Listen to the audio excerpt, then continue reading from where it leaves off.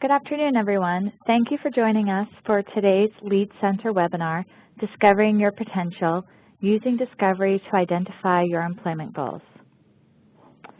My name is Elizabeth Jennings. I'm with the National Disability Institute Lead Center. I'm pleased to have joining us today our two subject matter experts and presenters, Abby Cooper with Mark Gold Associates and Janet Stevely with Griffin Hammis Associates.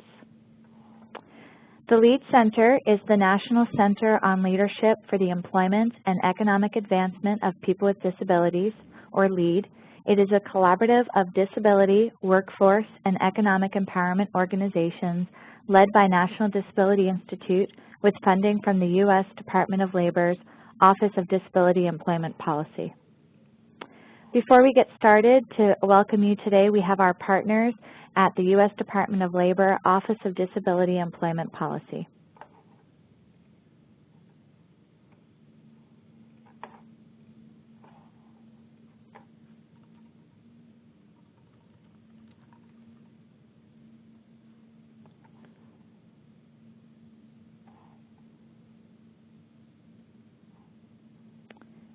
Speed Davis or Chris Button, do we have you?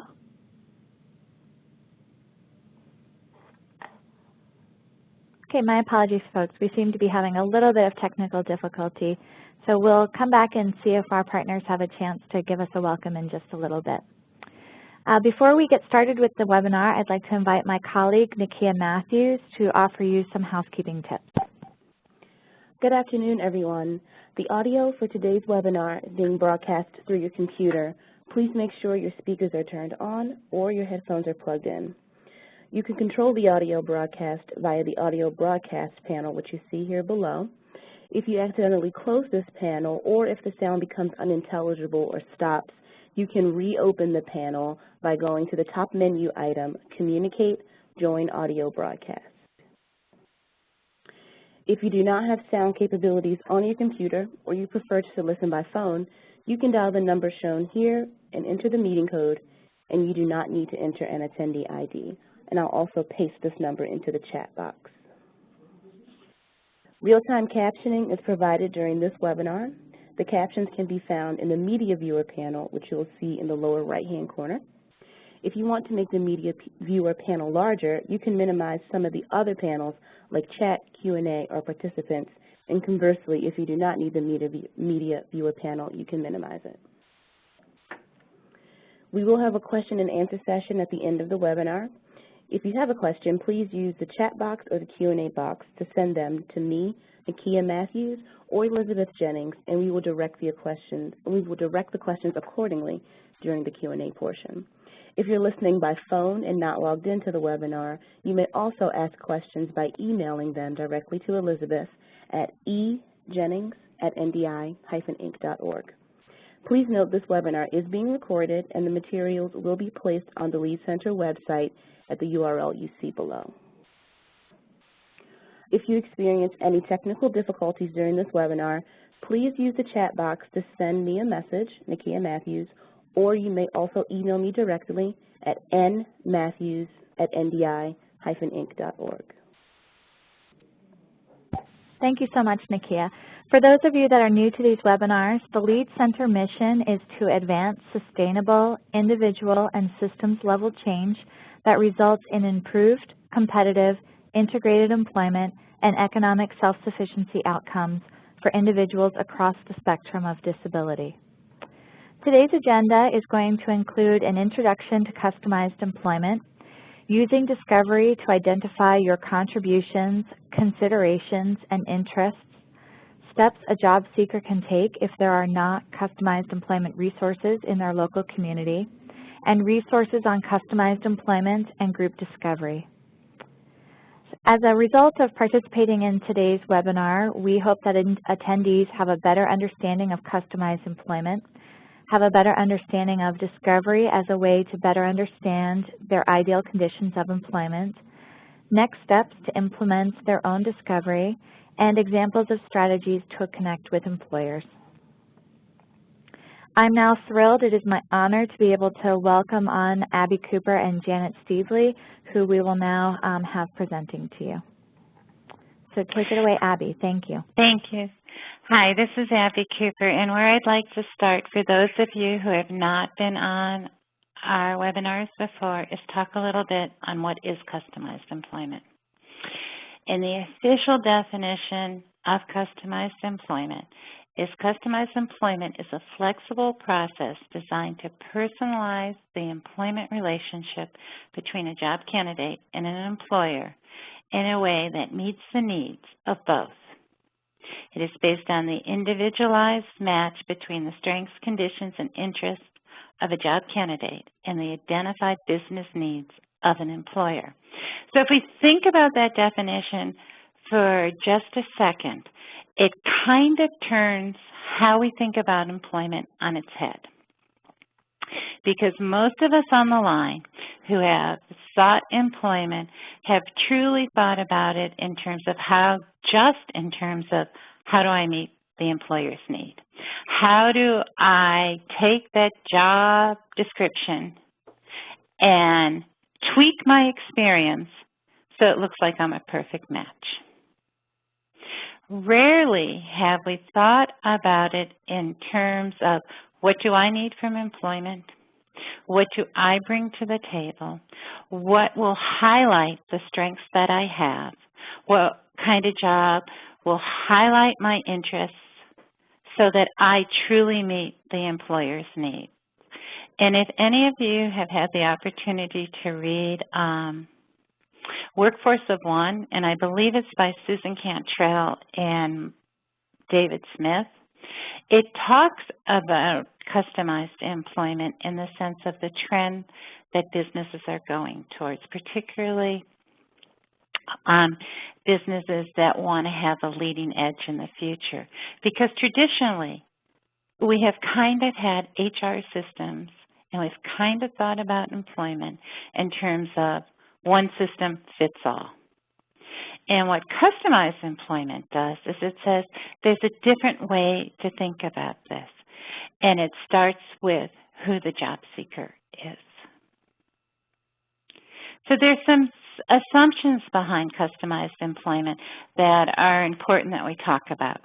And one is the unbundling of job descriptions into separate tasks that allows employers to see the unmet needs in their workplace. And, you know, there's a couple trends going on currently around employment that tie directly to this. Beyond Workforce of One, you know, if you look at the efficiency movement in healthcare, and what the efficiency movement in healthcare currently is doing is exactly that.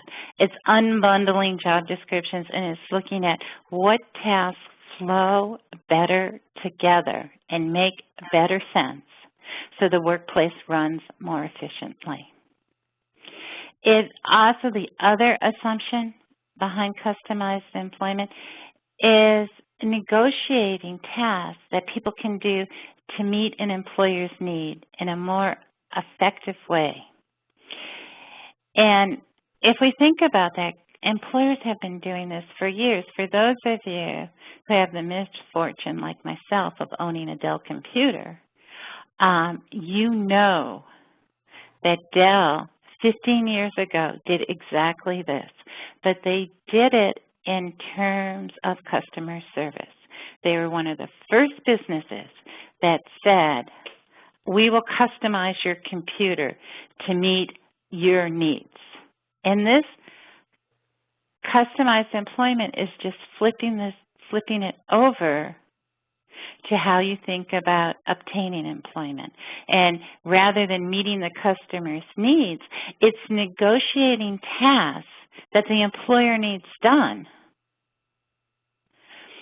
It also has the assumption that the job seeker, knowing what he or she has to offer an employer and what is needed for success, has the ability to increase securing employment that meets both parties' needs. And for anyone who's on this line, who's had the great pleasure of working a job that did not meet who you were, what your contributions were, you know, over time, you lose that job or you quit that job because the match is not good.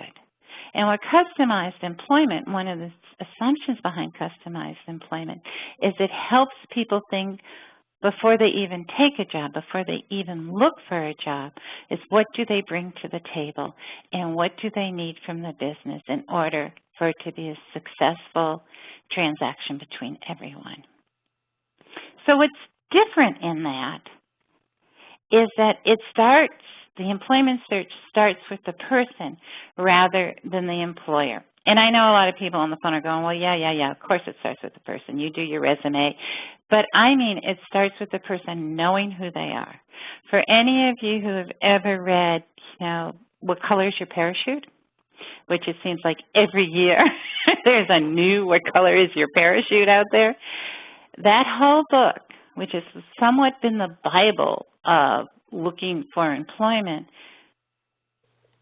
echoes the same thinking, that it's got to start with who you are.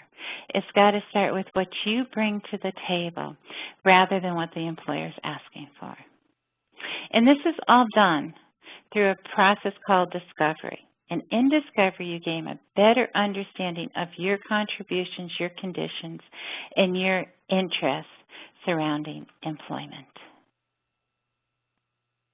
So with discovery, it helps you understand your contributions. And what contributions are is what you have to offer an employer. And we all know that what an employer is seeking is wide and varied.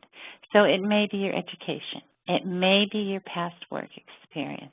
It may be a unique skill or knowledge you have, but it's whatever you bring to the table that will make that business more productive. That's your contributions.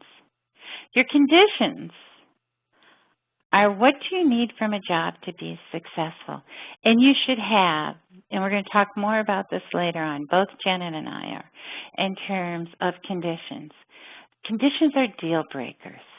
It's like what you need from a job to be successful, to be at your best. But you can't have 100 conditions. It's really the conditions need to be tied to how does that increase what you have to offer an employer. And then there's interests. And interests are, what are the interests you have, and do those interests translate into employment tasks? We all have lots of interests.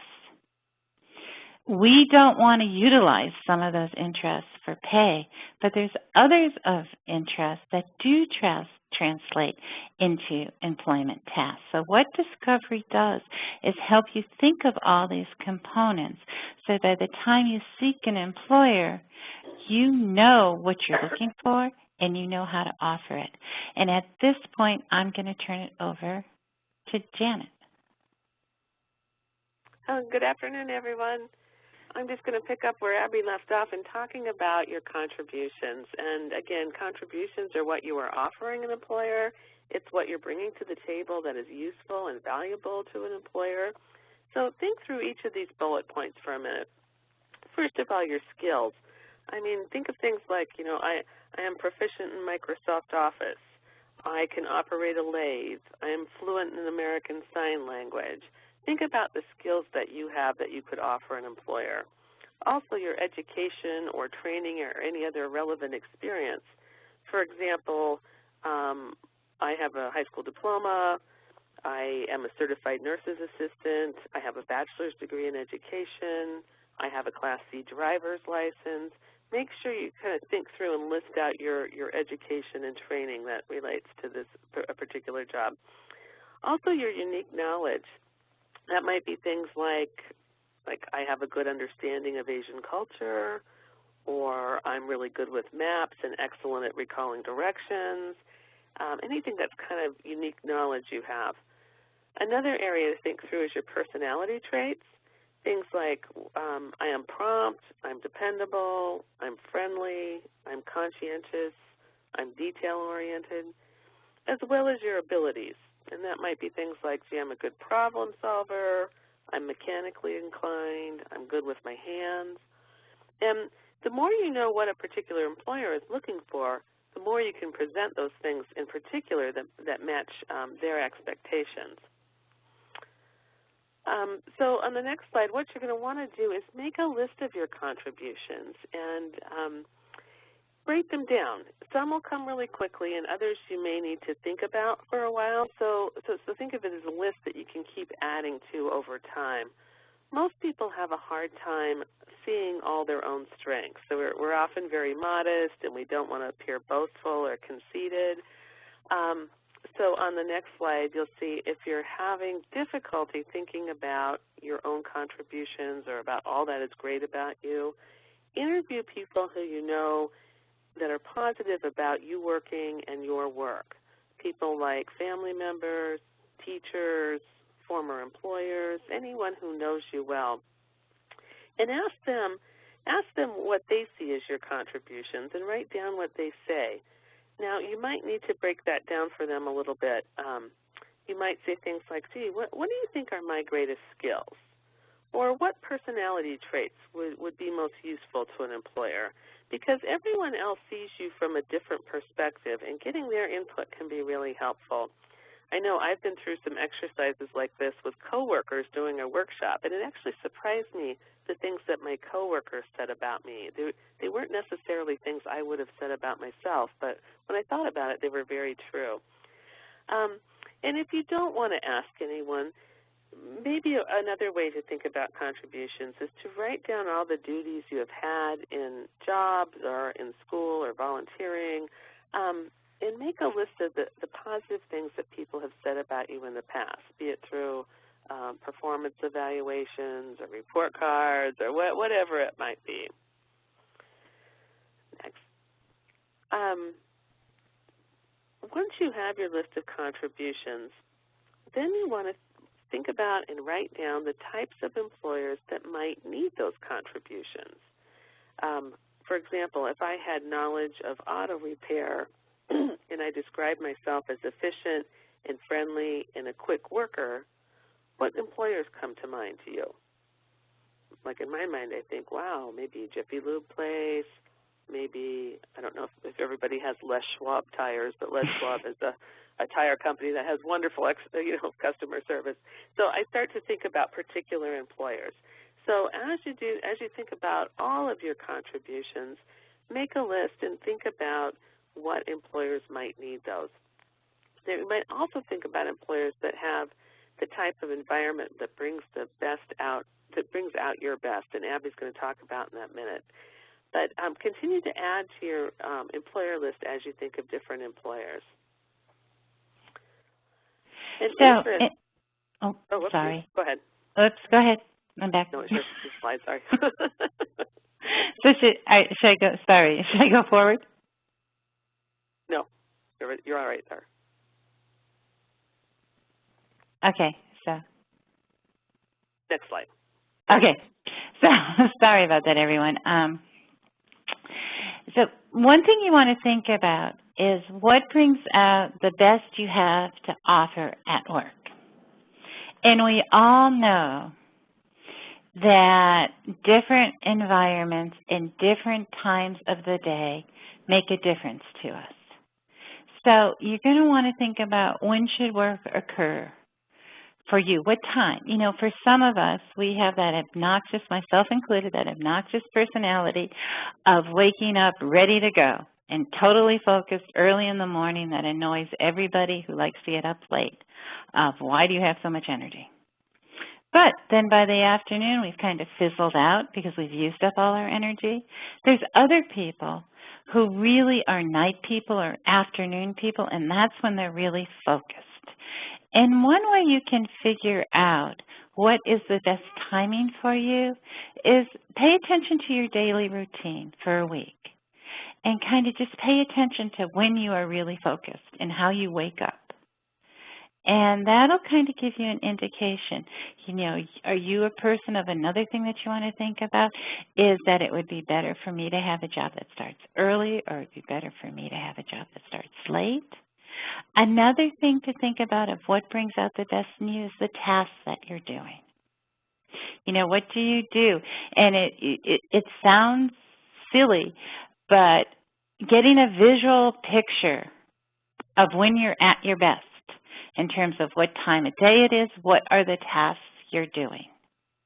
You know, whether it is that you are doing software programming, or whether you're washing dishes, or whether you're driving a car, but what are the tasks that make you really focused and you're at your best? And then also try to track and think about interactions. Because many, many people lose their jobs due to soft skills. And soft skills tend to be totally related to interactions. And you want to think about the type of interactions that are required in a work environment. Is it kind of people and face-to-face, and you're a people person, so you really like to talk to people? Or are you somebody who's more withdrawn and, you know, email and texting is just great because you don't have to interact too much with people? Or are you somebody who really likes to talk on the phone? Those interactions and how you like to communicate and interact is something you should think about in terms of a work environment because they can trip you up. If you're in a work environment that requires a lot of interactions and everybody is phenomenally social and you're not, then that's a very hard work environment for you to feel comfortable with. Think about pacing and what's your natural pacing. Are you somebody that just loves to get things done and you like to move speedily and you want to finish a task, you don't want it to linger? Or is pacing, are you more methodical? And you know, you want to make sure you get everything exactly correct. And so you take your time when you do a task. And when you have a task that requires that it's done incredibly fast, that you find that amazingly frustrating. So think about the pacing of how you do things. And then think about the environment you need. You know, whether it's inside, outside, what's the noise level? Is it a chaotic environment? Is it a calm environment? Does it have overhead fluorescent lights that give you headaches? But, you know, it's not like you're going to get everything on the list, but if you start thinking about when am I at my best and what do I need from an environment, it helps you hone in on employers that can provide some of that and can help you be at your best. And then it's also kind of thinking about expectations and what do you need from a supervisor?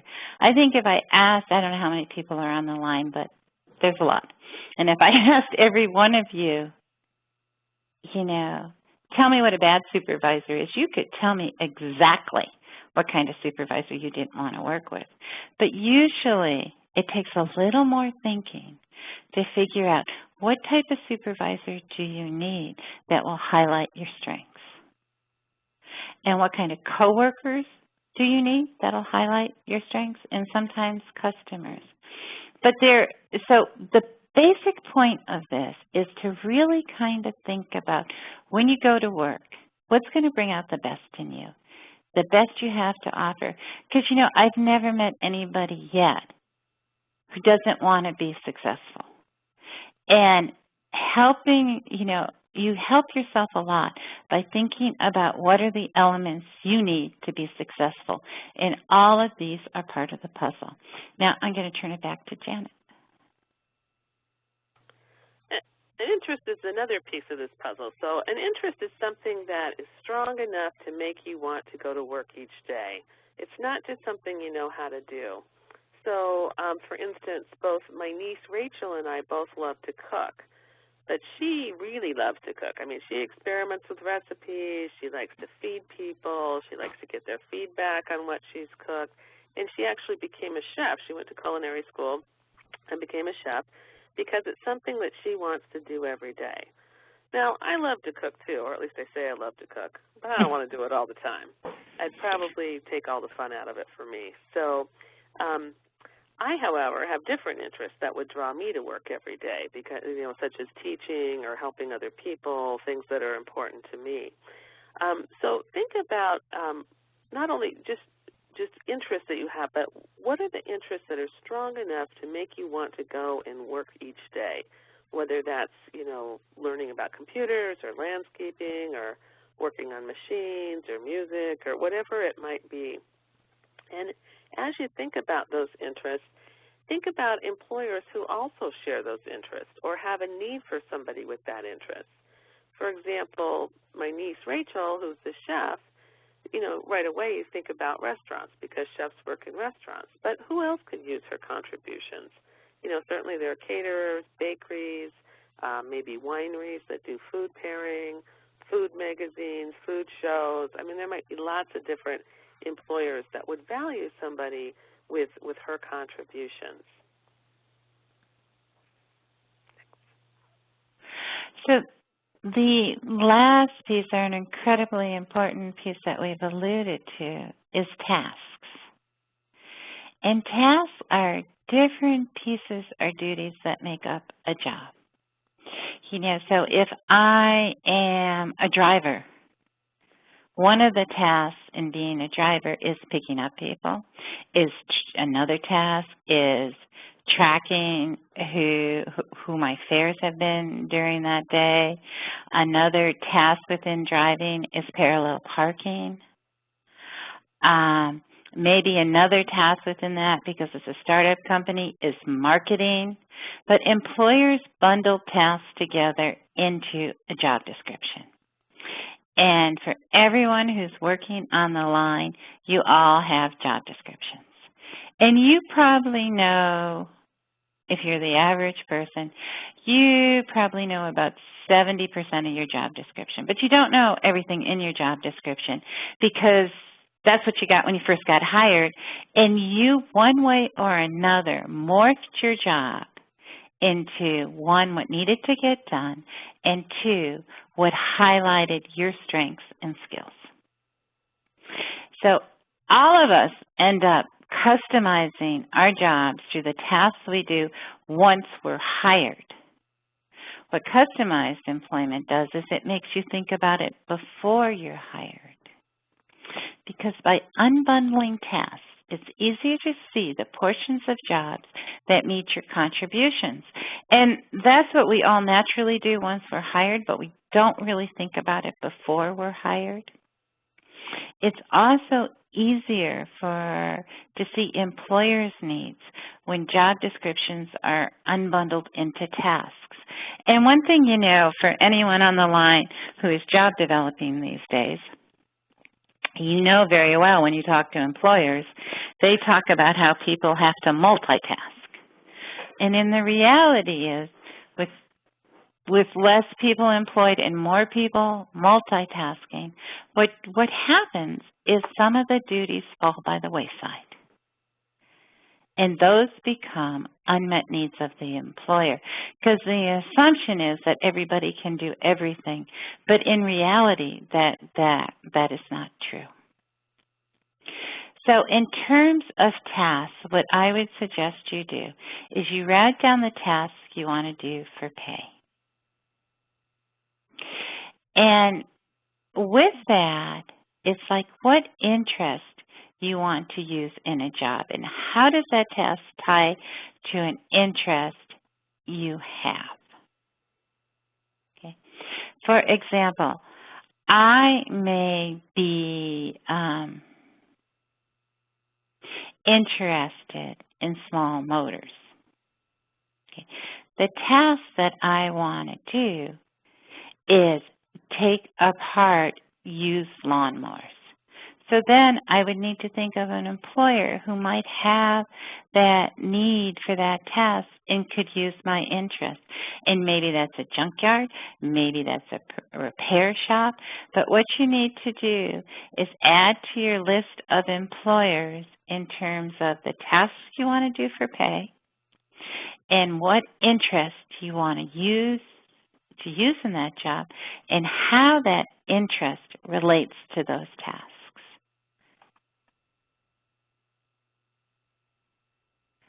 We mentioned this earlier, but I just want to reiterate it because It's such an important concept.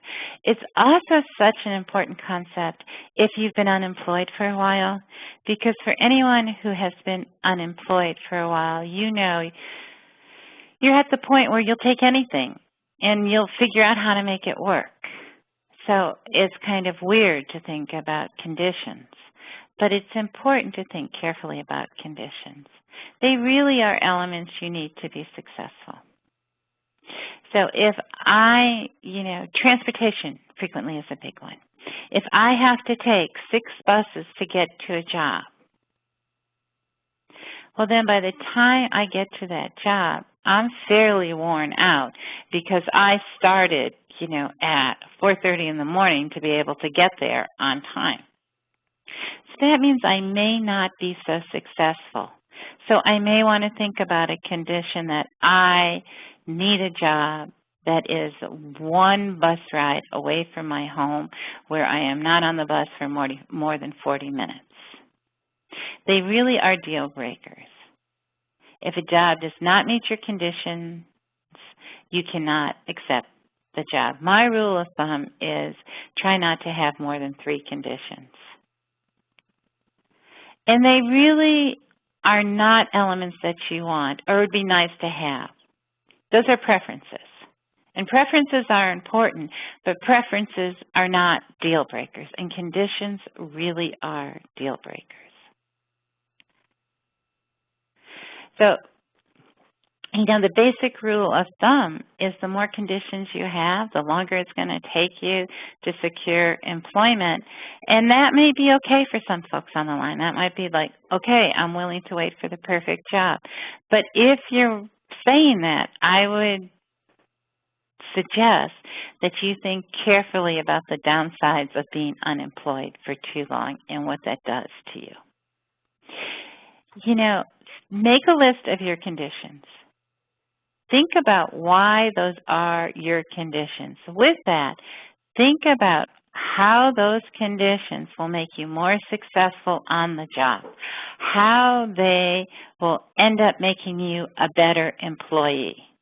Because in the end, whether it's customized employment, whether it's self-employment, whether it's traditional employment, employment is a negotiation.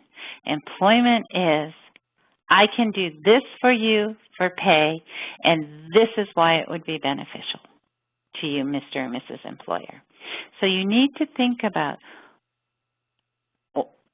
why you have those conditions and how those conditions will help you meet the employer's needs. You also need to think about what's the trade-off? What are you offering to the employer in return for that employer to offer you these conditions?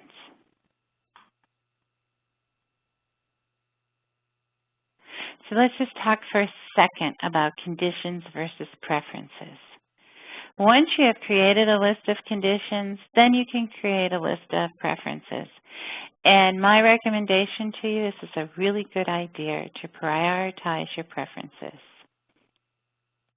and to think about what your trade-offs are in regards to preferences.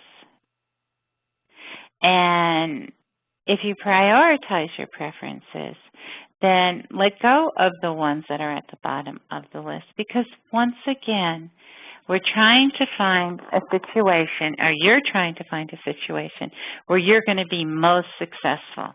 And you don't want to sabotage yourself. You don't want to have too many conditions. You don't want to have too many preferences. But you want to have on that list what you need. And on the other side of the list, you need to be able to highlight what you are offering the employer. Because employers are more than happy to meet your conditions, to meet your preferences, if they believe you're going to be a highly qualified, beneficial employee, just as any of you would if you were hiring. So the other thing that I think is important in your list is the setting of priorities.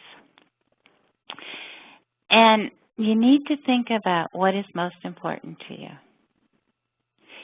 are wages the most important, how much you earn? Usually for many of us, that's the first place we go. I need to earn blah, blah. But in reality, there's lots of other factors and priorities that impact how happy we are in our job. And it's the type of work is one thing, what you do at work, the hours you work, the tasks you do, the environment and the culture of the workplace. As we talked earlier when we were looking at all the elements around work, is it an environment that is generous to its employees? Is it an environment that people feel good about working there? Or is it an environment where doggy eats dog? Or is it an environment where everybody is a young adult and you happen to be 50 years old? And so the culture of the environment may not fit with what you want. What are your priorities around coworkers and who you work with? And probably one of the biggest priorities to think about is location, where you work and the ease of the commute, and how important is that to you? Right now, it might not be important to you at all, but it may be important to you after you've made a 2-hour commute for 2 years. You might start thinking, location is important to me. I want a job that's closer to my home. And flexibility, how important is to you that the employer's ability to meet your unique needs, that's going to help you be the most successful. And your priorities are going to change over time because everybody's priorities do change over time. But it's something to think about prior to getting a job. It's also important that you start thinking about your desired salary and wages. How much do you want to earn? How much do you want to earn now, and how much do you want to earn in the future? How does this help you pave the way to being financially stable? How much more is what you want to earn than what you are living on now? Now if you're living on Social Security and you're living on $700 and you decide that you want to earn $3,000 a month, that may or may not be possible depending on what your unique skills are and what you bring to an employer, but it doesn't mean that earning $3,000 a month is not something to put into your game plan in terms of thinking about, this is how much I want to earn now, this is how much I'd like to be earning in 6 months, this is how much I'd like to be earning 2 years from now. So kind of thinking about, do I need all that additional income right away, or do I have time to build? And once you figure out how much you need to earn or want to earn, then there's also a piece of thinking about what impact will salary have on your life. Will it be a good thing? Will it be a bad thing? If you make a lot of money, then all of a sudden will people come out of the woodwork to want loans from you or back payments of things you owe on, or put a lien on your wages? So kind of thinking about the impact the salary has on your life, what it has on where you live. If you're in Section 8 housing, what does that mean for your housing? What does it mean for your benefits? To kind of have a clear idea, because for a lot of people who have not worked for a long time and they don't think about the salary and wages, then what happens is they go to work and they're hit with all these things that they didn't have time to process and have a plan for, whether it's back child care payment, whether it's an overpayment in Social Security, whether it's an impact on their rent in Section 8 housing. But it's a good idea to kind of think this through beforehand. It's also a good idea to think about, once you start working, what do you want to buy? obviously you're going to want to know what you want to save, but the other piece of that is kind of what do you want to buy? You know, whether it's an iPad for your son, whether it's the clothing for yourself, whatever it is, what do you want to buy with your first paycheck? Because once you start working, you should get some reinforcement from working, and you should think that out beforehand. And what are the trade-offs you're willing to make to have a particular salary? You know, I'm willing to take 2 buses and spend an hour and a half on a bus so that I can get paid $13 an hour. And in my neighborhood, that's just not a possible salary to have. What is the downside of that salary? You know, what will you have to give up to earn that amount of money, time away from the family, whatever it is, to kind of think about it.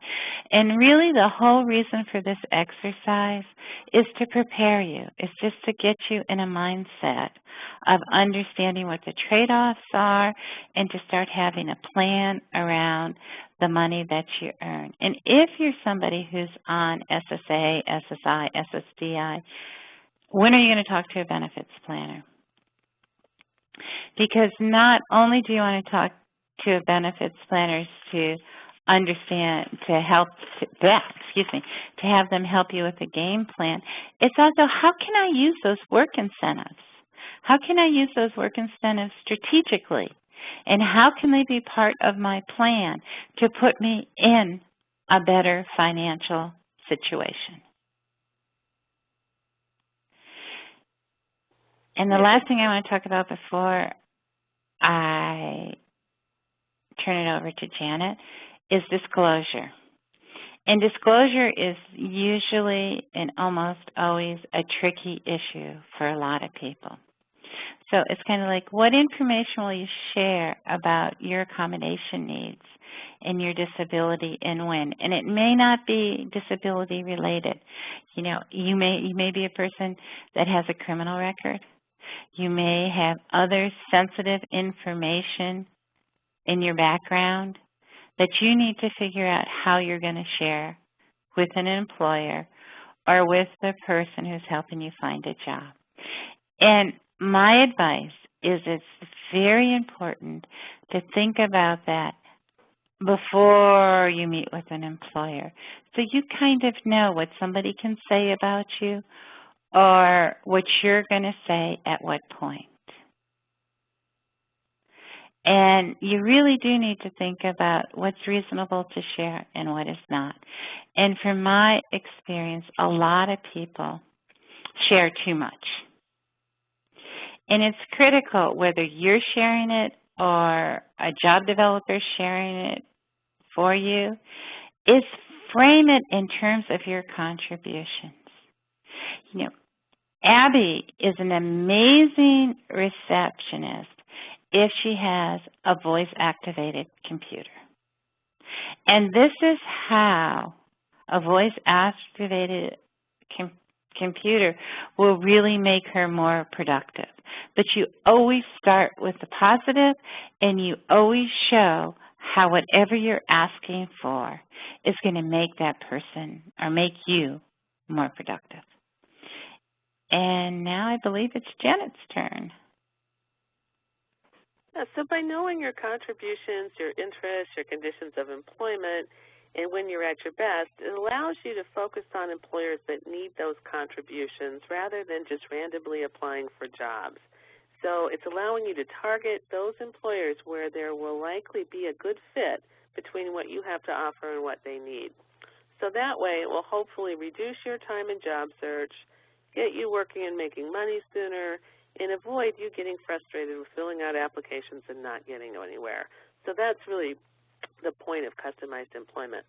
So if you're having somebody help find you a job, if you're working with a job developer or an employment specialist, make sure that you share this information with them. Use it to help you and them work together effectively, and talk about why certain employers make sense to contact and why others may not. again, if you're working with a job developer or an employment specialist, you want to make sure the two of you are on the same page with regard to employers that you're going to contact and the information you're comfortable sharing and how you might negotiate a job. But if you're securing employment without the help of a job developer, you'll need to be prepared to negotiate a job for yourself. So remember, customized employment is seeking to help people avoid the rut of only applying for the same jobs that 100 other people are applying for. So rather than waiting for postings of open job positions, you're proactively going out and seeking employers whose needs match your interests, contributions, and conditions for employment. And you're identifying how you might help them meet one or more of their needs. So you want to identify employers that have needs that match your contributions, and you've already made a list of them. But now you need to think about how to connect with them. And one way to do that is to connect with other people, to use your own social networks to find out who you know that knows that employer, or who you know that knows somebody that knows that employer, for a couple of reasons. First of all, it's a way for you to learn more about the tasks that occur there and possible employer needs. And secondly, you can name drop. People like to help people they know. So if you can say something like, well, your brother-in-law, George, said I should come talk to you, well, that employer is then more likely to take time and listen to what you have to say. Because employers often hire people that they know or that another employee of the business knows. So make sure to let people in your social circles know that you're looking for work, and let them know the interest and contributions that you have. Also, if you're developing a job for yourself, or even if you're working with somebody really, a thing you might think about doing is creating a 1-minute presentation on your contributions and tasks that you want to do for pay, and use that in presenting yourself to an employer. Your presentation should include the task you want to perform for employers and how it would meet their needs. So, for example, Sally is just out of high school, and she's interested in working with children. And some of the contributions she brings is that she has experience with children, and she's had some babysitting jobs and experience, and she's had her first aid and CPR training, and she's thought of within her family as a natural teacher. And she's also really good with computers and teaches other family members how to use computers. But she has a difficult time coming up with personality traits that she could share. So she's gone and asked some people that she babysits for how they would describe her best work qualities. And they have the things that came up consistently where, you know, she's reliable, she's conscientious, and she's patient. So Sally's been making some notes on all this. She's been making some lists and writing some of this stuff down. And based on what her contributions are, she develops a 1-minute presentation that she can use to negotiate a job with an employer. And so let's say, for example, she's approaching a daycare center in her area. Her 1-minute presentation would go something like this. Hello, my name is Sally Fields, and I'm seeking a job that allows me to work with children. Being the oldest of 5 children, I helped raise my younger brothers and sisters, and I have 3 years' experience babysitting. I'm a high school graduate, and I've completed my first aid and CPR training. I'm also computer literate and enjoy teaching others how to use computers. My former employers have described me as reliable, patient, and conscientious. Would these qualities be valuable to you here at the daycare center? So she's used her 1-minute presentation to introduce herself to the employer, to introduce her contributions and the tasks that she's looking to do. Now, let me say, if Sally Fields had been able to network and learn a little bit more about the needs at the daycare center, she might have modified her presentation just a little bit. For instance, she might have said something like, you know, Mrs. Jones, who works in the office here, told me that you might be needing help in the 3- to 4-year-old class soon as enrollment is going up. Might my qualifications help you fill that need? So practice your presentation so you're able to use it wherever you go, and practice it enough so that you can be flexible with it, meaning you can modify it a bit based on who you're talking to or the situation you're in. Because notice that Sally tried to get some information on the business she was approaching before she went to talk to them. When she mentioned, okay, Mrs. Jones, her friend's mother who also worked at the daycare facility, she was also able to speak to Mrs. Jones beforehand and learn that enrollment was increasing in the 3 to 4-year-old group. So she knew that the employer might have a need that she could fill. So she used Mrs. Jones, first she dropped her name to help connect, but she was also able to bring up a potential need that she could fill.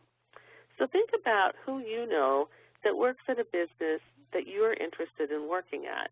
And if you can, try to find out from them what might be potential needs that that business has, and also ask them if you can use their name or if they would be willing to help you set up an informational interview. And we'll talk about that more in just a minute.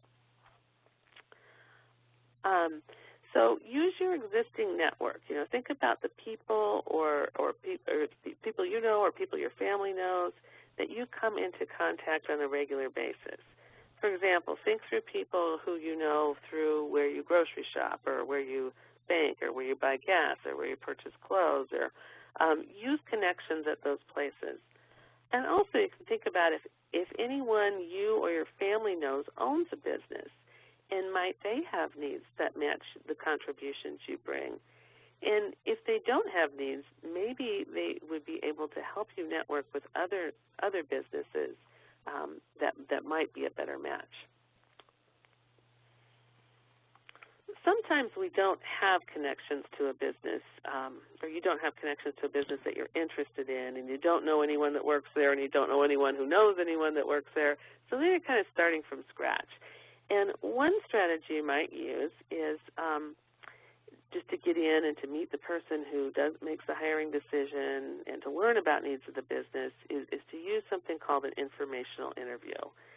And when I do an informational interview, what I would do is I would schedule the interview ahead of time for about 20 minutes. And it's different than a job interview. And it's different because the purpose is really just to learn more about that industry or that particular business to help identify unmet needs. So I might set up a short interview, say 20 minutes or so, and during the interview, you're asking the employer to tell you about their business with an ear open for potential needs. So you go in with a list of questions prepared ahead of time, and you want to make sure that some of those questions might get at their unmet needs. For instance, you might ask them directly questions like, is there anything that doesn't get done here or that doesn't get done well enough? Or if you had an additional staff person, what would you have them do? Or other questions that might get at needs are things like, how do you see your business growing in the next 5 years? Or how has technology changed your business? How is technology changing your business? Or what new trends are happening in your field? So again, an informational interview, you're not asking for a job. You're just there to learn about that business or larger industry and learn about their needs. Let's say, go back for a second. Sorry. Let's say that Sally Fields didn't know Mrs. Jones. So instead, she has set up an informational interview to learn about the needs at the daycare center. She might start out by asking some general questions about the daycare center and about positions there. And then she might ask about future enrollment, and she might learn from that there's growth in the 3 to 4-year-old group. And Sally also asked if there are particular things that parents ask for or complain about. And what she learns is that parents are interested in having their children learn more about computers and iPads. So Sally has used the informational interview to identify needs that happen to match her contributions. So now she's in a position to make a proposal to the employer to consider hiring her. So she proposed to the employer that they consider hiring her to assist in the 3 to 4-year-old class, and as an added value, she brings the ability to provide instruction on computers and iPads. So in her case, the employer actually, she was impressed with what Sally had to say. She wasn't in a position to hire Sally, but she was intrigued by her ability at teaching computer skills. So as the result of their discussion, the employer was willing to allow Sally to conduct a short survey with parents to identify if they might be willing to contract with Sally for tutoring their children in computer skills. And as it turned out, many parents were interested, and so in this case, it didn't turn into a typical employment situation, but rather Sally was able to start her own business within the larger daycare center business. So the daycare center provides the space for Sally to work and handles the billing for her as part of their regular monthly billing, but Sally benefits because it creates work that she loves and meets her interests and contributions and conditions of employment. And the business benefits by being able to add an additional service for customers that makes the children and parents happy. Next slide. Next slide. Yeah. So if you're requesting an informational interview, you might just develop a little script to help you. For instance, here's a little script. Hello, my name is Sally Fields, and I have a strong interest in working with children. Susan Armstrong recommended that I call you to see if I might be able to set up a short interview to seek your advice and recommendations on how I might enter the field. Would you be willing to meet with me for about 20 minutes anytime next week? And what I find is generally people are very willing to help people that have similar interests. So, I mean, she's talking to somebody in the daycare industry. They're into working with children. They probably, you know, started out the same way. They had an interest in working with children and ended up in that job. So likely what they'll say is, yeah, I'd love to do that. Let's figure out a time that works. So you might just wrap it up by saying something like, great, I'll be there at 1 o'clock on Tuesday or whatever date you decided on. And just let them know, if possible, it'd be great to take a tour of your business after the interview if there's time. Thanks so much. So when you go to the interview then, make sure you're respectful of people's time. If you said 20 minutes, and, you know, I usually set these up for 20 minutes. They often go an hour because people like to talk and share about what they do. But it's always polite to kind of check in at 20 minutes and say, wow, this is really interesting. You're sharing some great information. I just want to make sure I want to make sure you're doing okay on time because I said 20 minutes. So be very respectful during the informational interviews. And Abby. Is this mine or yours? I'm sorry. Yours. Sorry. Okay, so if you do have an opportunity to take a tour, you're looking for unmet needs. And these are possible areas that the employer might need additional support, you know, whether it be episodic duties, and what I mean by episodic duties are duties that happen periodically during the week, but they don't happen every day. If we go back to the child care example, there may be a thorough cleaning of all the toys 3 times a week, and daily there's a spraying down of the toys. The thorough cleaning would be an episodic duty. There might be slower components of a task that need sometimes quality assurance. Elements are slower components of a task that you have to check everything before it goes into the packaging. It has to be totally correct. There may be backups or bottlenecks, and certainly everyone on the phone has walked into a service counter, particularly if you take your car in sometimes. There's one person working there, and there are 10 people waiting, all of whom are fairly frustrated because their car has broken down. That's a perfect place for that bottleneck, and having somebody else at particular times of the day could ease the customer service and improve the productivity of the business. You know, there's material and tool supplies that aren't, and this is true frequently in cities, I've seen it a lot, where The landscaping folks come back, or the road repair people come back into the central area with their tools, and all tools have to be checked in. But because there's not enough people, tools are just thrown in, and sometimes tools and materials are lost. Look for where there's interruptions. Frequently in situations where there's a lot of interruptions, that's a situation where tasks aren't getting done because people are repeatedly being interrupted.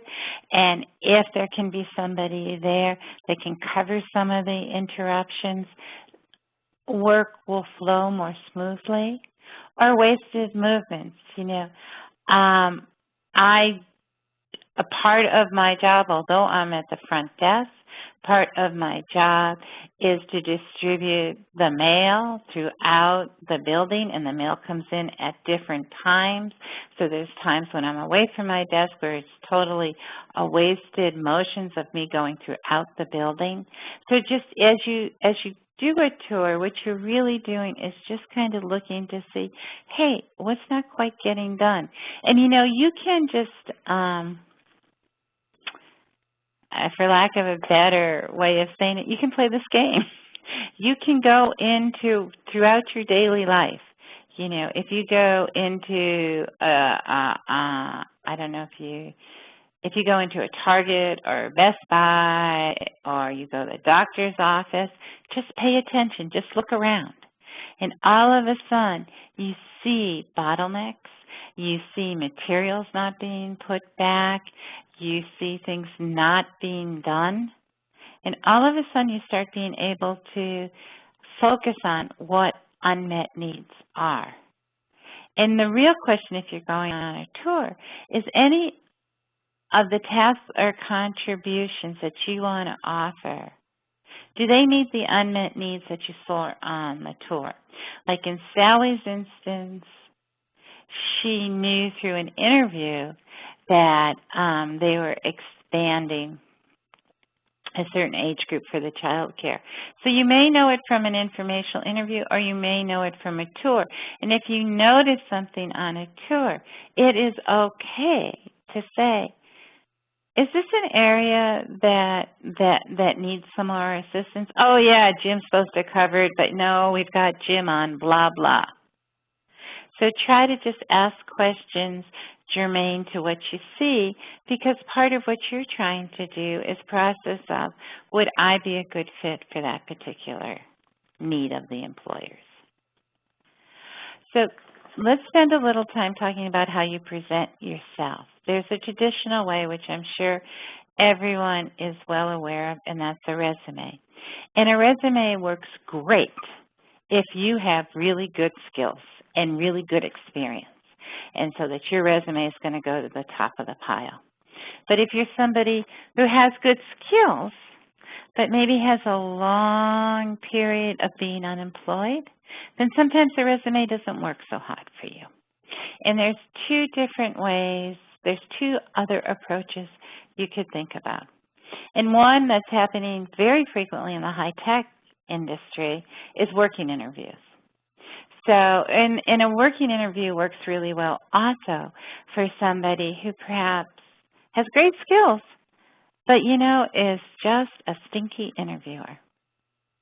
And so for that person, requesting a working interview where they could see how you work may be far more beneficial than sitting through a painful interview where you know that you're not going to do so hot. There's another possibility too, and that's a visual resume.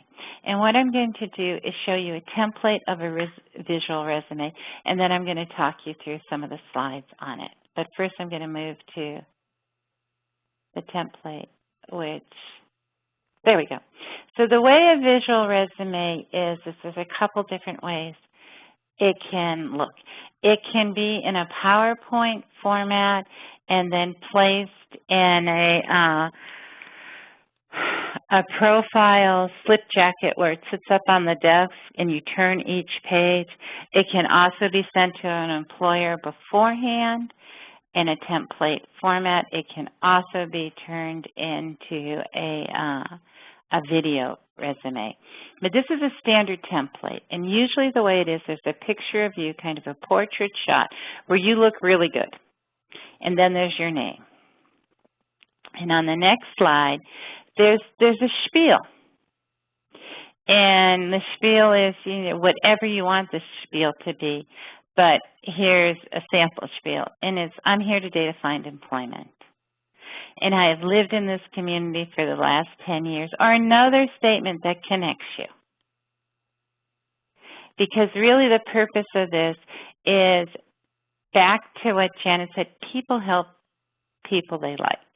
People help people who they feel they're connected to. And so part of this is showing how you're connected to the community. I'd like to talk to you about my skills and what I have to offer you. And then see if my contributions meet your needs. And if my contributions do not meet your needs, my hope is you may be able to suggest some other employers in the community who would be interested in my contributions.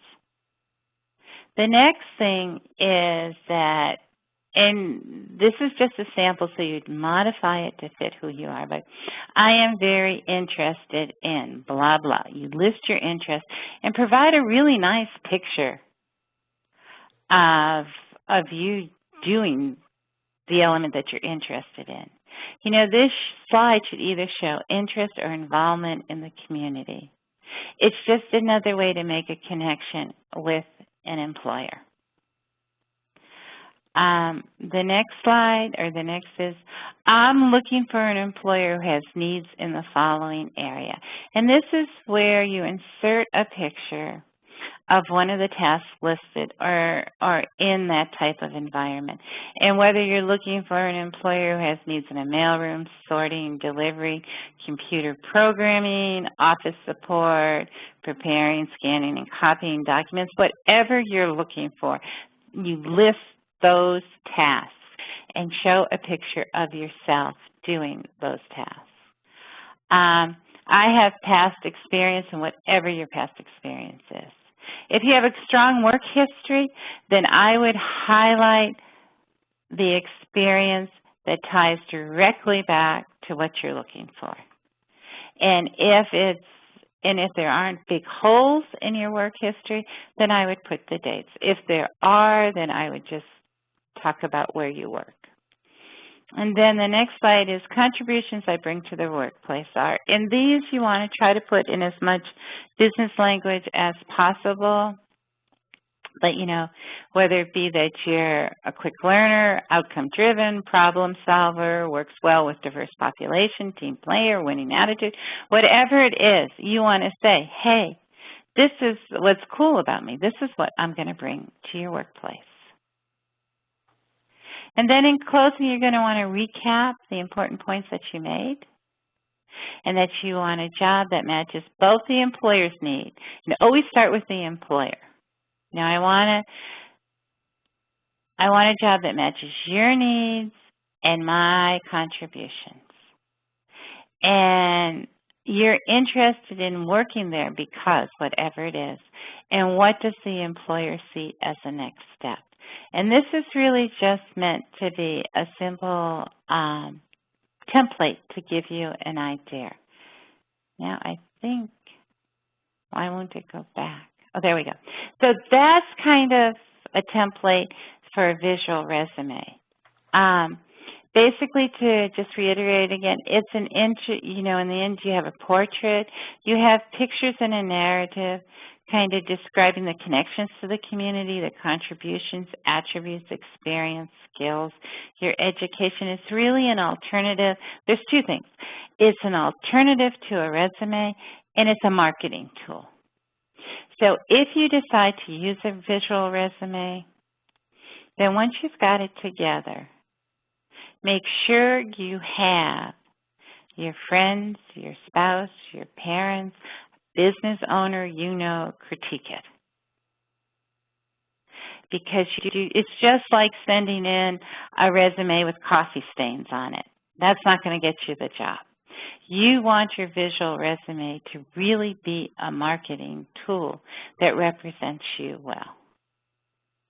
So think carefully when you do it. Think carefully of the wording. I can't tell you how many visual resumes that I've critiqued that people forgot to think about making sure that the wording in the picture portrays them as completely competent. So, you know, you're a skilled multitasker, you know, meeting short-term and long-term deadlines versus complete different jobs as needed.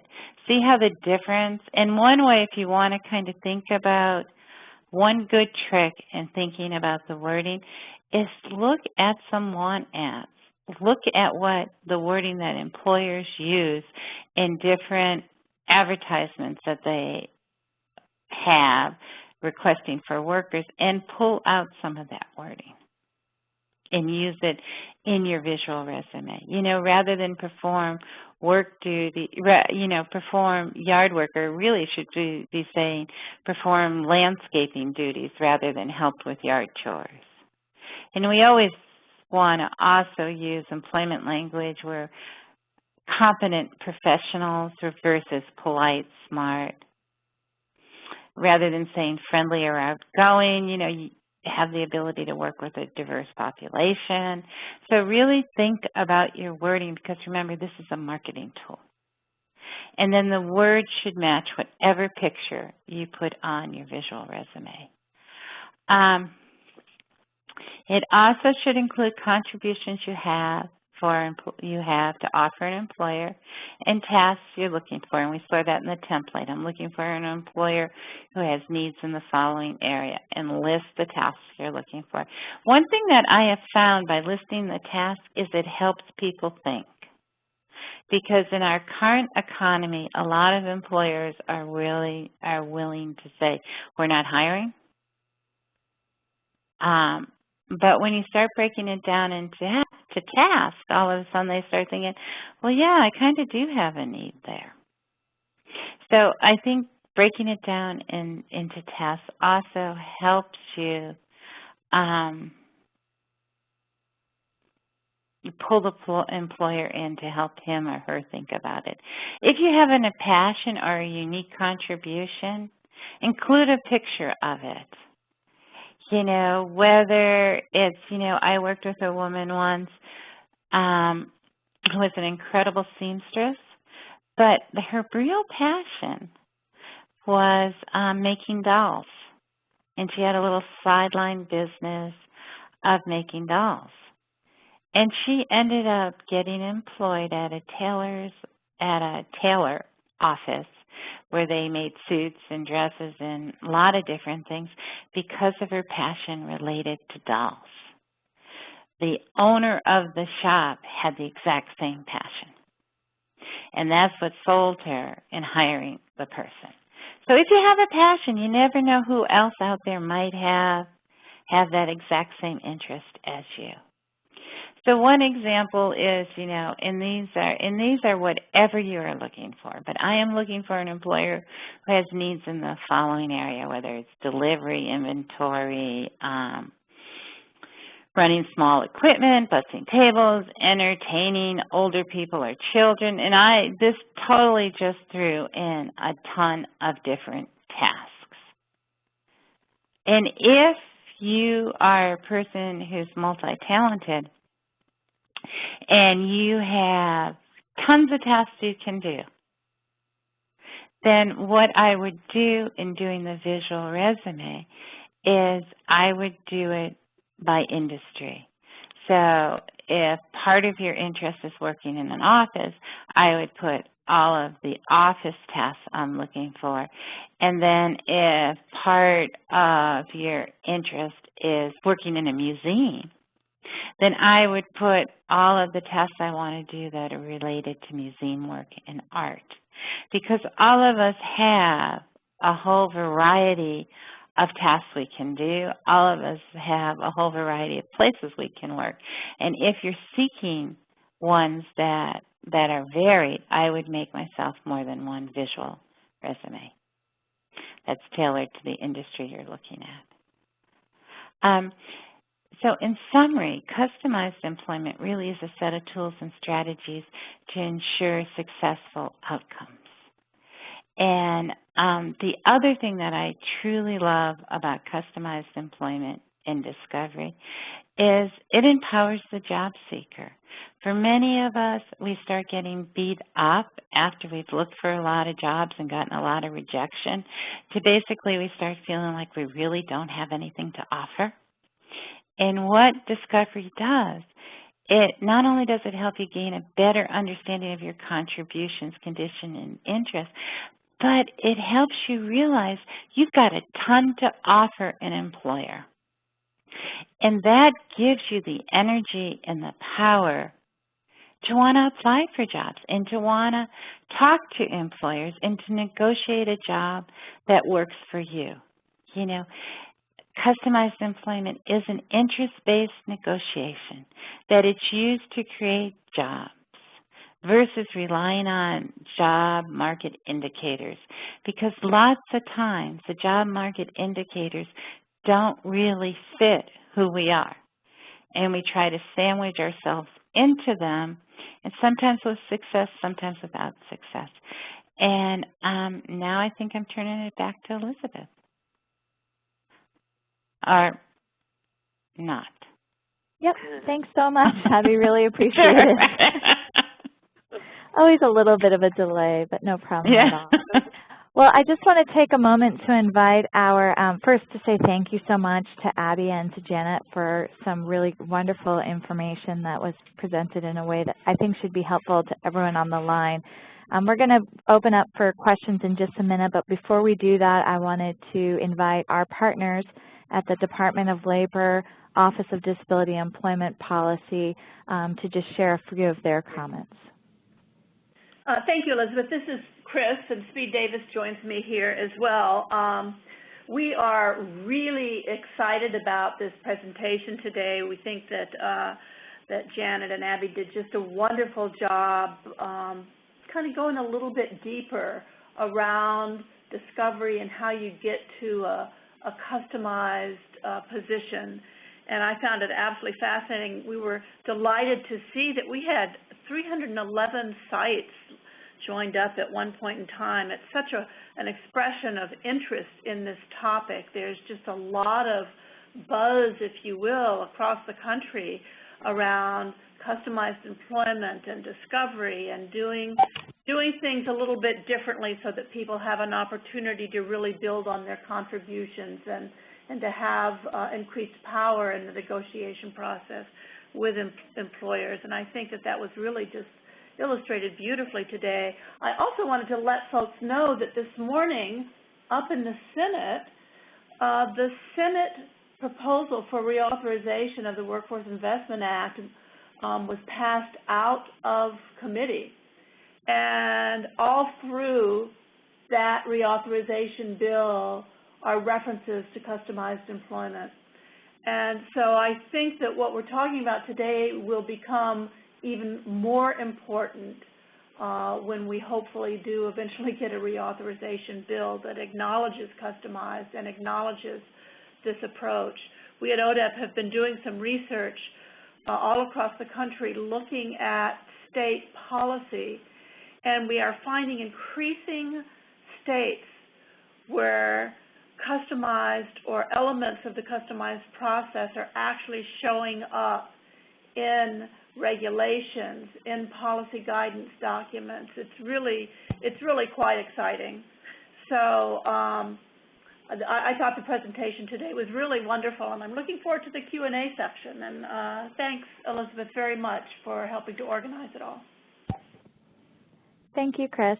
If you're out there and you have a few questions that you'd like to ask Abby and Janet, now is a great time to put them in the chat box. We're going to give you just a moment to do that, and in the meantime, point you back to the webinar slides. There's some places you can go to learn more. There are videos on customized employment and discovery located at the Office of Disability Employment Policy's website, and there are also archived webinars on customized employment available through the Southeast TASE on their website. And of course, if you want additional information, our subject matter experts are from Mark Golden Associates and Griffin Hammis Associates, and linked to their websites are noted.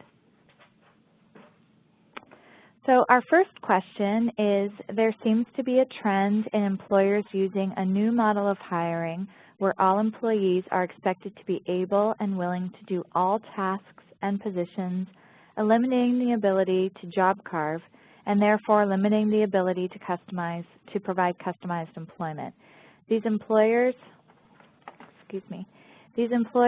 tend to be hiring entry-level jobs that are typical jobs for some of the individuals I work with. What is your advice for these situations? And maybe we'll ask Abby and then move on to Janet. Okay, a couple of things. Yeah, you are right. There are, whoever asked the question, there are a segment of employers that want everybody to do everything. And in work, a couple different things I guess I have to say. One is customized employment doesn't work for all employers, but it does work for most. And if you're working with an employer who says, no, everybody has to do everything, then quite honestly, I wouldn't waste my time. I'd go and work with another employer. But the other thing to think about in that is also in the discussion with the employer in the nicest way possible is, yeah, I understand your need for everybody to do everything, but as I look around your business, I'm seeing you have some needs here that aren't being met. Are you interested in me helping you figure out how to meet those needs? So I'd give them an opportunity. I would also provide them with information in terms of trends that are happening around employment and what the most successful employers are moving towards. But there are employers that are just going to say, nope, that's not how we do it. I'm not going to do it that way. And usually with those employers, they say no when their higher ups say this is how you're going to do it. So part, I guess what I think is part of it is gauging. Can I educate this person? Can I help them think of a different way to do it? Or are they totally stuck in the mud? Then I'm going to move on. So, Janet? Well, I agree with everything that Abby just said, and a book that she mentioned earlier, Workforce of One, kind of gets at that newer trend she's talking about, which is more around individualizing and customizing employment opportunities. So in terms of, kind of educating employers about that, that might be something you want to take a look at. The one thing I'd add, too, is that oftentimes I think if whether we're job seekers or whether we're people helping job seekers, is that we tend to focus on the big businesses, the big box stores, the Walmarts, the Lowe's, some of those big places because they hire lots of people. But when we're talking about people who have kind of customized needs, maybe they're not the best folks to focus on. Maybe some smaller companies that don't have huge HR departments or that don't have real set job descriptions, they're much more flexible about negotiating around needs and around unbundling tasks. So that would be something I'd suggest, too, looking at smaller employers. Yeah, and I think you're absolutely right, Janet, and I just kind of want to add one thing, and that is that in working with a larger employer, and particularly when I am working with one of those twit noses that says everybody has to multitask, I try to help them say, well, tell me what it would look like to you if that didn't happen. Because I kind of want to know where their fear is, and I want to know where the biggest barrier is to kind of see if I can address that barrier or if I just need to say thank you very much and put my energy elsewhere. Great. We have several more questions for you both. One of them is, how can this process work with youth with more severe cognitive disabilities that are nonverbal and are still in school? How do I approach the school in suggesting they use Discovery? Okay. Oh, I went first before. Janet, do you want to go first? I just got excited about the question. But Janet, go ahead and then I'll. I'm not sure what your position is, but actually, I mean, during school is a wonderful time to think about discovery because you've got a lot of time. Yeah, I mean, you've got a lot of time and you've got a lot of people who are around in the circle who know that student well, you know, to start helping them collect that information, even setting up work experiences or other experiences to help really get at their interests and contributions and conditions. And, you know, a great thing that can be happening right then, too, is putting together those visual resumes or portfolios that they can share with people.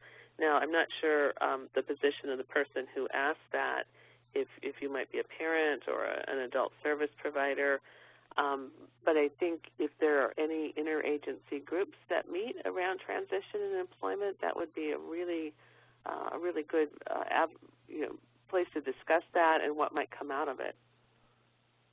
So, Abby.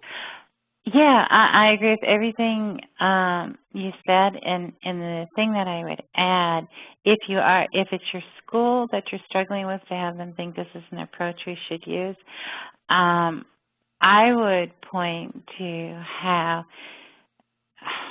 I spaced out on what's the indicator that everybody that graduates in special ed after their year out of school, that they look at what's happening with those kids. And I forget which indicator it is, but the schools are required to go back to go and look at what's happening with kids after they graduate. And I guess my argument to a school official would be, if you do this now while they're in school, these kids have an opportunity to be employed by the time they leave school. Because right now we're focusing on how to improve all their deficits. We're not looking at what the unique contributions they can bring to the table. And we're in a position right now where we can learn that and we can figure out what assistive technology can assist this person. And so the timing is, as Janet said, the timing is just great. And I apologize for not remembering what indicator that is after kids graduate. Our partners at ODEP have advised that it's indicator 14. Thank you. I knew there was a 4 in there, but I was all ready to say 47, and I knew that was wrong. So thank you. Okay. We have another question. One of the attendees asks, are visual resumes really used? How successful are individuals using visual resumes? Oh, I think you ask a great question. And the reality is I don't know. I use visual resumes every time I job develop for a person, and I've used visual resumes for the last 10 years, and I have found them incredibly successful. Now, the piece I don't know is how many people use them for themselves. I certainly have presented to an employer with a person who utilized the visual resume. And I was just there as backup support because a lot of the work that I do is I work with folks who have multiple physical and cognitive issues. So they kind of needed me to turn the pages of the visual resume. But I don't know how many people use it for themselves. I know that in representing somebody, it's a great tool. And the few people that I do know that have used it for themselves, representing themselves, it was a really good tool because it's a different way to think about it, and it invites the employer to be part of the process in a different way. But I'm really sorry I can't give you numbers. Janet, can you? Oh, no, I can't. But it does, I mean, I think about, like in sub-industries, having a portfolio to share is sort of an expected kind of thing. Yeah. So, and again, for people with more severe disabilities, I'm thinking about the last question about the person who works with youth with severe disabilities who are nonverbal. In a way, it's a way for that person to have more of a direct connection with the employer. If I can't talk and I can't, tell them about my contributions myself, at least it's a way to help share that. But I don't know how common it is that people are using them. You might think of other visual ways too. I mean, I've seen people use, you know, video resumes, or, you know, there might be other visual ways to present that information, but I really like the template that Abby provided. Thank you so much, ladies. That's all the time we have for questions today. There were a few questions that came in that we were not able to respond to, particularly around personal situations. For those folks on the line, I'd like to encourage you to email your questions into me, Elizabeth Jennings, EJENNINGS, @ndi-inc.org, and we will be sure to return a response to you. I do want to share just a little bit more information with you all about the LEAD Center's free webinar series. We provide a new webinar on the last Wednesday of the month from 3 p.m. Eastern Time to 4:30 p.m. We have been providing this through 3 mini-series, one on economic advancement, which is now complete, one on employment, which is now complete, and our next mini-series will focus on leadership or public policy. We gave you the link to join these webinars, and also we will be advertising them through the different listservs that you found out about this one. We archive all of our webinars and hope that you will go back and view them at your leisure. If you missed the other 2 in the employment series, they're available now. They were Introduction to Customized Employment and Customized Self-Employment, and Group Discovery, an alternative assessment tool for workforce centers and community-based providers. Please visit www.leadcenter.org/webinar-archive to view those archives. We also have the archives of the webinar series, and if you'd like to reach out to either of our subject matter experts, their information is on the screen now.